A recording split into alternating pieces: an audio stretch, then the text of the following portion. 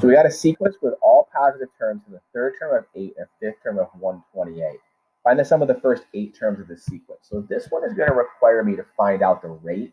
And there's a couple ways to do this, but I think the way that I would prefer to do it would be to go back to the UN formula. So UN equals U1 Rn minus 1. And then I'm going to have to play around this a little bit here. So if you did the stuff before, this is U3 and this is U5. I'm going to make this U1. It dropped by 2. So this is going to become U3, and then I'm going to use this formula. Okay, so U3 is 128. So it's 128 equals U1 is 8. I don't know the rate, but it's going to be 3 minus 1.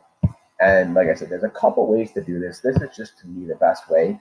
So it's 128 equals 8R, and then that's squared. So I divide by 8. It's 16, so it's 16 equals R squared, square root. So 4. So the rate's 4. There's other ways to do it. To me, that's the best way to do it. And, if it comes out to be like R to the third or R to the fourth, I'm able to deal with that using different roots. So I think that this is the absolute best way to do this. So now I want to find the sum of the first 8 terms. So the other issue is I don't know what U1 is. Okay, so I'm going to have to find U1 out before I can do this problem too. So now I'm going to go back and I'm going to go to this. Third term is 8. So 8 equals, I don't know U1. I know the rate is 4, and that's the third term. So 3 minus 1.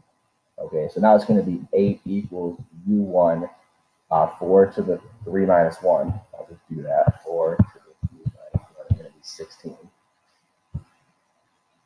So it's U1 times 16. And I'm going to divide by 16. So it's going to be, I'm going to divide it out, I get 1/2. So U1 is a half, okay? Again, there's other ways to do that. To me, that's just the easiest way. So now I'm going to actually find the sum. So the sum is U1, 1/2, times the rate to the n, which is one of the first 8 terms. I was obsessed with the number 8 in this file. Actually, I didn't write these problems. The book is obsessed with the number 8 over 4 minus 1. So that's going into the calculator to get my sum. So alpha y equals entered. Then you get a 1/2 in the middle fraction. So 1/2 4 to the 8 minus 1 over 4 minus 1. So 21845 over 2. If you had that in a decimal, it doesn't matter.